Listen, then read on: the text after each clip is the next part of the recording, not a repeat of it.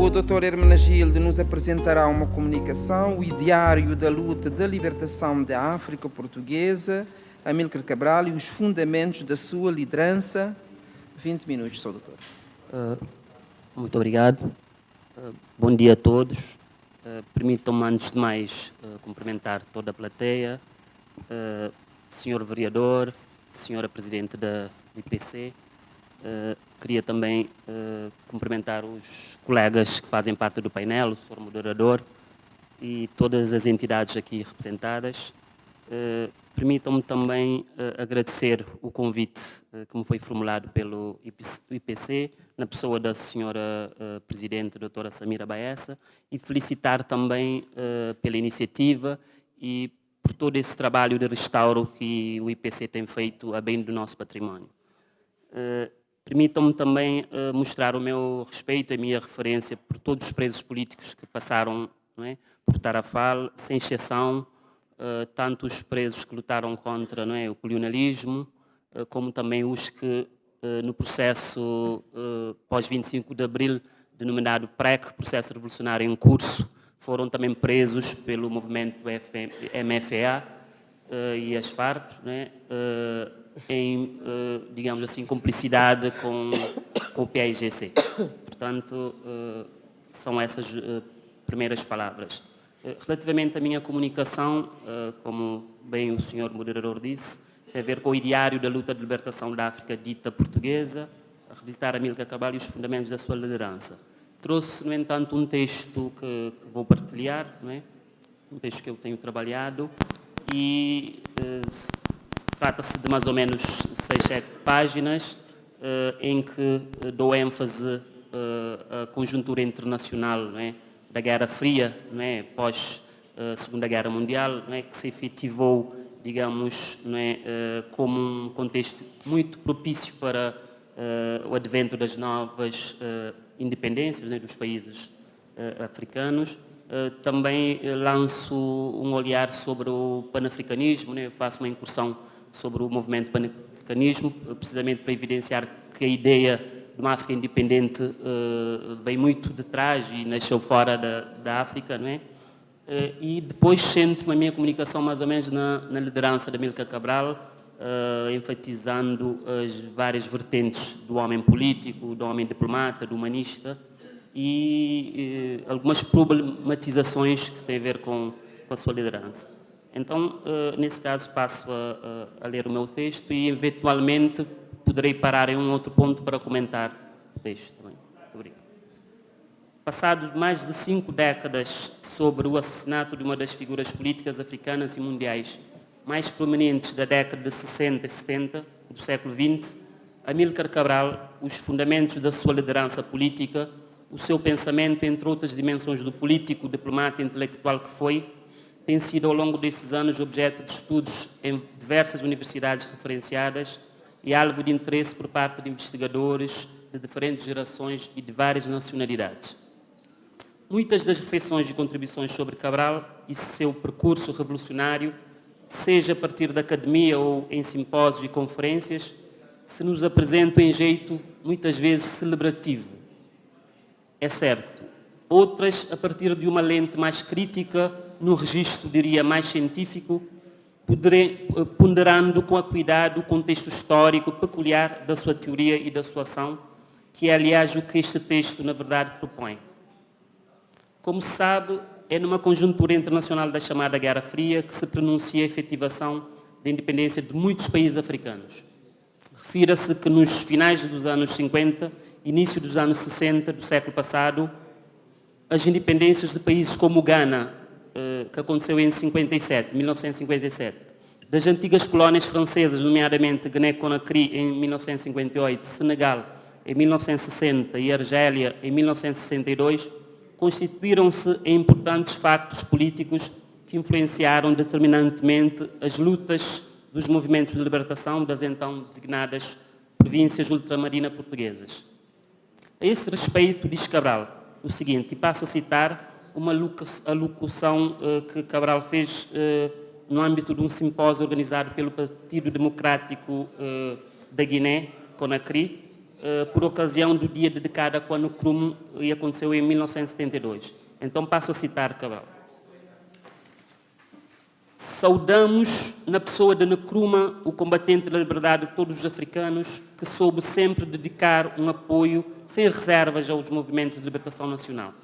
Queremos também dizer-vos que na Guiné e em Cabo Verde, se é verdade que o fator externo primordial para o desenvolvimento da nossa luta foi a independência da República da Guiné, o heróico povo da Guiné, que aconteceu a 28 de setembro de 1958, também é verdade que iniciamos a luta fortemente encorajados pelos apoios e pelo apoio concreto de Gana, e em especial do presidente Nkrumah.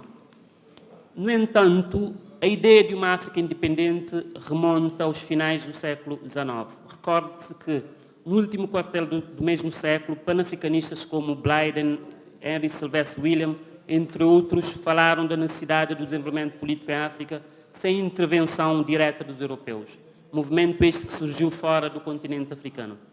A historiografia sobre o panafricanismo enquanto movimento evidencia que a primeira conferência panafricana, digamos assim, digna do nome, foi organizada em 1919, em Paris, no mesmo momento em que se negociava o Tratado de Versalhes, o qual punha fim à Primeira Guerra Mundial. Os congressistas assumiram como ponto essencial a extensão do princípio wilsoniano da autodeterminação aos africanos. Já o Congresso de 1945, em Manchester, ao contrário dos anteriores congressos de 1919, 21, 1923 e 27, este congresso particularmente distinguiu-se essencialmente pela assunção de um discurso assertivo, mobilizador, por que não dizê-lo radical, isto é, independência a qualquer preço. Para além disso, este congresso teve a particularidade de ter sido fortemente influenciado e, de uma certa forma, controlado por africanos de África, entre aspas, como Kwame Nkrumah, Jomo Kenyatta, Wallace Jones, entre outros ativistas pela independência.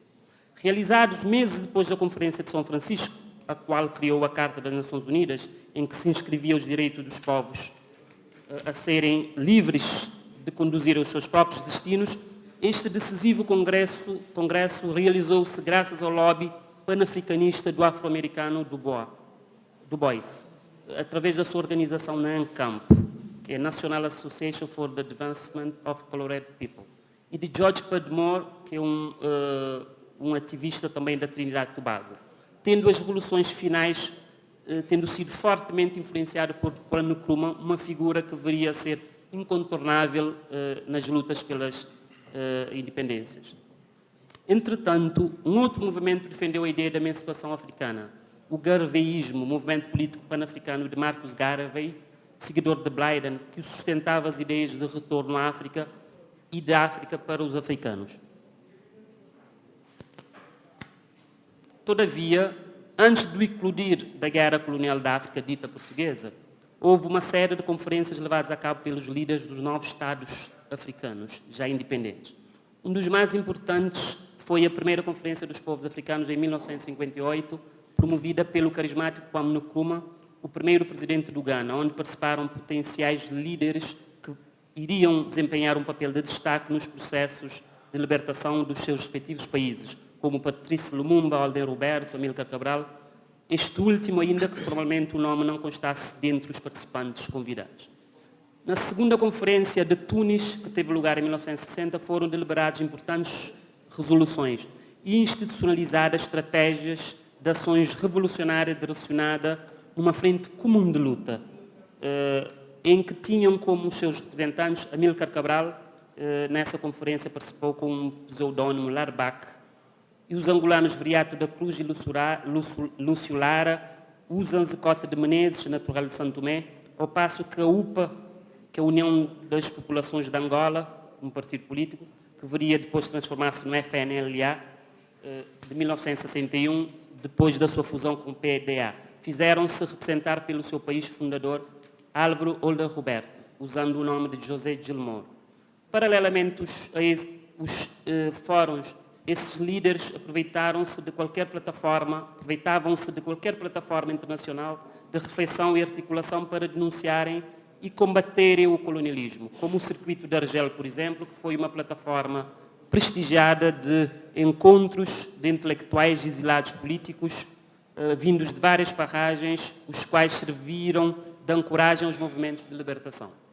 Outro sim, a Organização da Unidade Africana, atual União Africana, desde 2002, criada em 1963 em Addis Abeba, Etiópia, através do seu Comitê de Coordenação da Libertação da África, concedia reconhecimentos e mobilizava apoios a favor dos movimentos como o PAIGC de Abílio Duarte, a MPLA de Mário Pinto de Andrade, a FNLA de Holden Roberto, a Frelimo de Eduardo dos Santos, de Eduardo Mondelande e Marcelino dos Santos.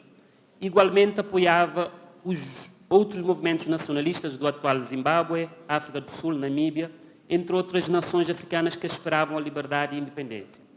Note-se, porém, que à medida que a luta armada se complexificava, um outro quadro de apoio, por exemplo, armamentos, formação técnica, despoletava-se, derivados às condicionantes da Guerra Fria, onde a procura de zonas geopolíticas de influência justificava os apoios vindos da ex-URSS, de Cuba, da China, aos vários movimentos de libertação.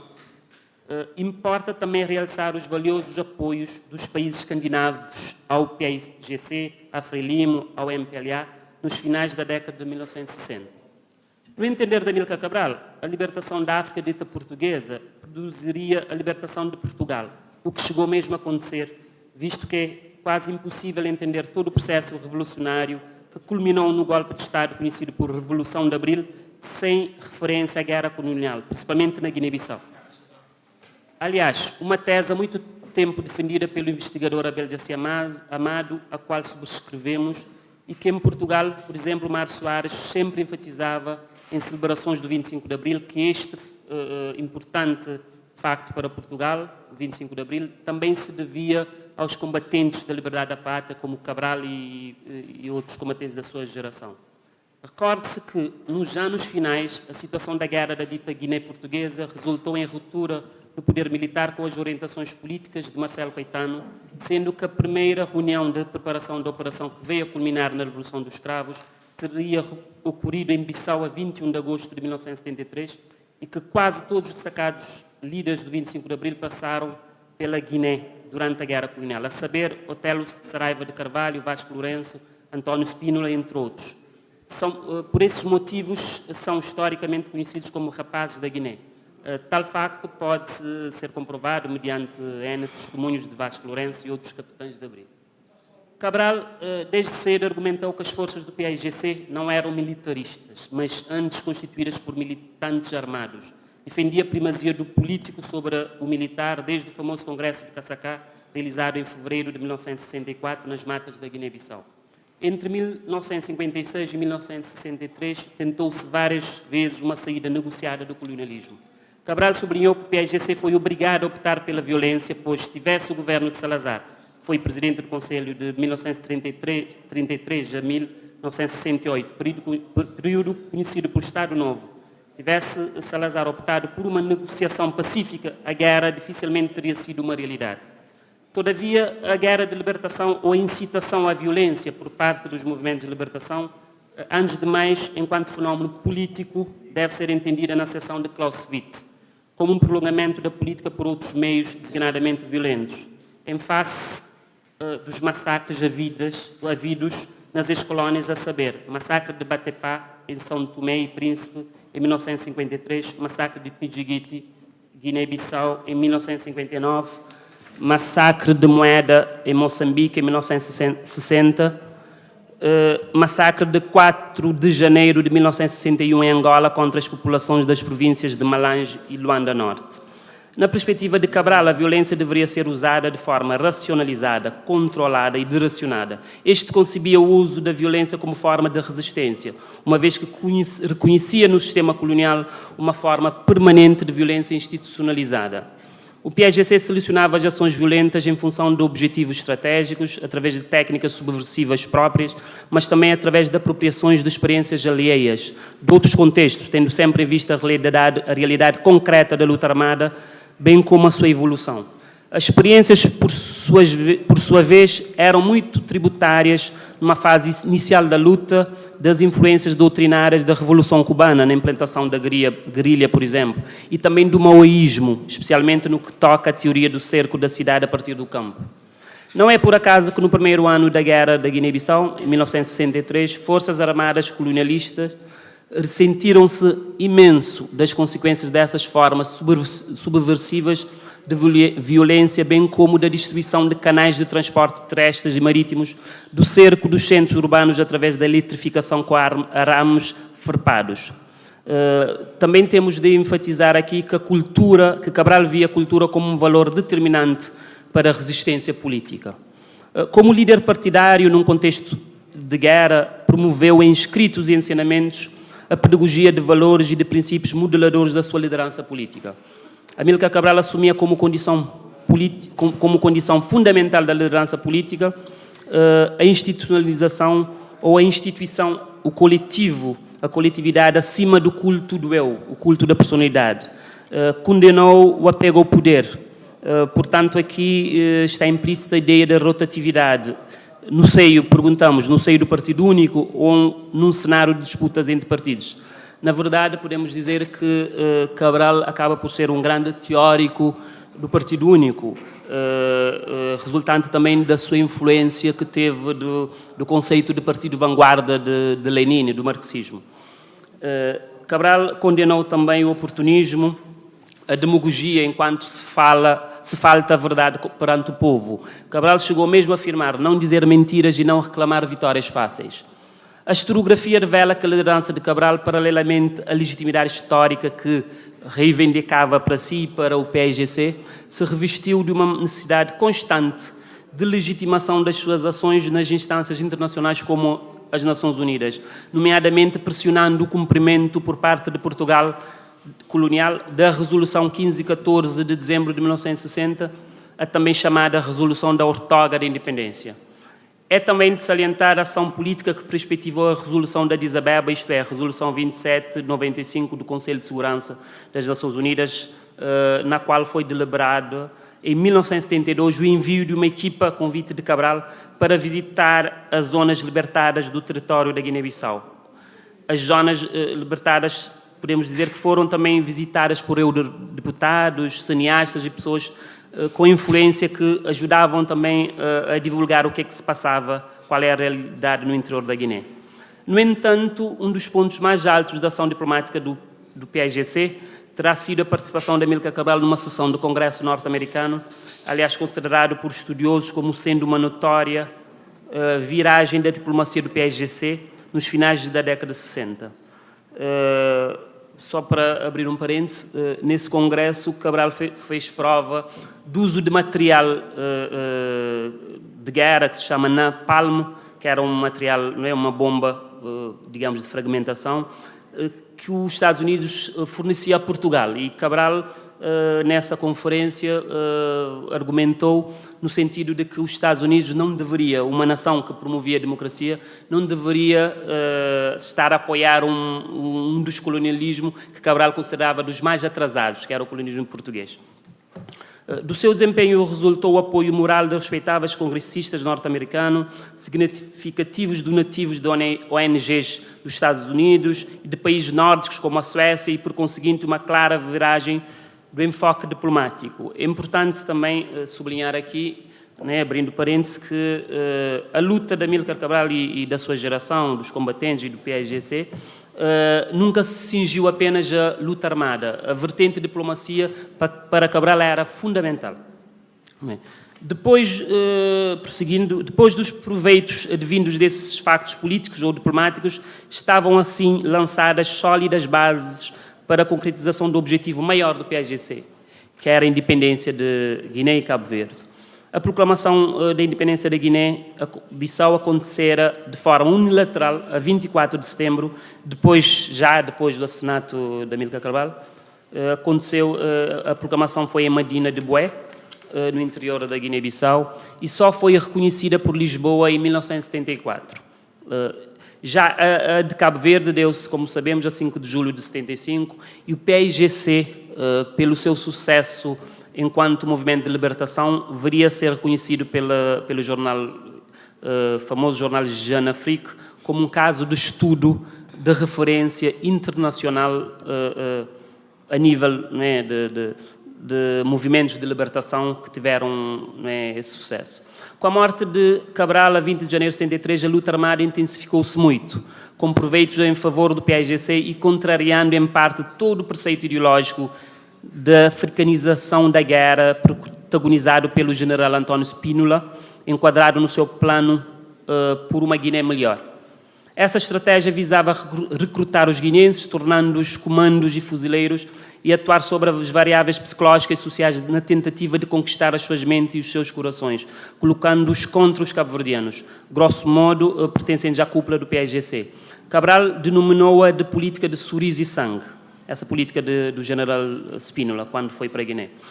Todavia, apesar de também ter sido utilizada pelo general Caúzula de Arriaga contra a Frente de Libertação de Moçambique, Frelimo, na altura liderado por Samora Machel, na preparação da Operação Nogórdio, em julho de 1970, no sul de Moçambique, supõe-se que tal estratégia terá sido tributária da experiência dos Estados Unidos na Guerra do Vietnã, protagonizada pelo general Westmoreland, entre 1964 e 68. Em suma, enquanto líder, como já o dissemos, Amílcar Cabral assumia como condição fundamental da liderança política a institucionalização ou a instituição acima da pessoa em si, do indivíduo, o que garantiria o sucesso político e capacidade institucional das organizações. Para Cabral, um líder que fizesse jus a esse título seria capaz de construir uma organização política que sobrevivesse e atingisse as metas estabelecidas, mesmo com a ausência do próprio líder, o que na verdade deveria acontecer. No seu entendimento, ninguém era insubstituível no PAIGC. Por isso moldou, principalmente durante a Guerra da Guiné-Bissau, de modo a permitir que a divisão de trabalho, de tarefas entre os membros, divisão de trabalho entre os membros, de tal modo que a ação coletiva de todos é que garantiria o sucesso. Muitas vezes em ensinamentos, há textos de Cabral, não é?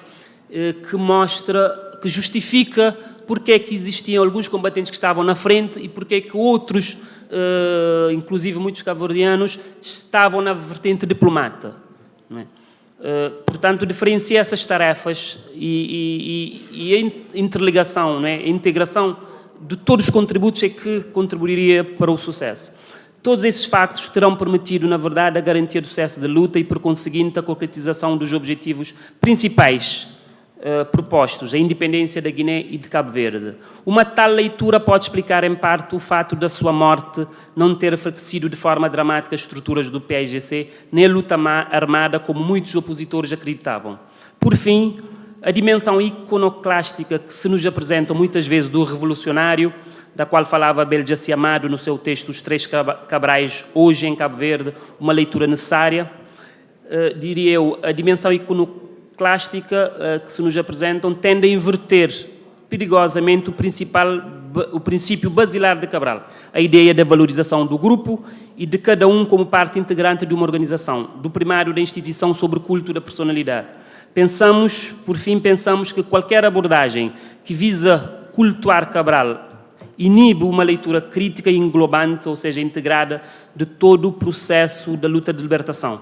Aliás, alguns teóricos de Cabral consideram que o seu assassinato poderá explicar parcialmente a subestimação das contradições que a luta gerou, aliado à sua também intransigência na ideia de afirmação de uma unidade orgânica entre Guiné e Cabo Verde no pós-guerra colonial. Muito obrigado pela vossa atenção.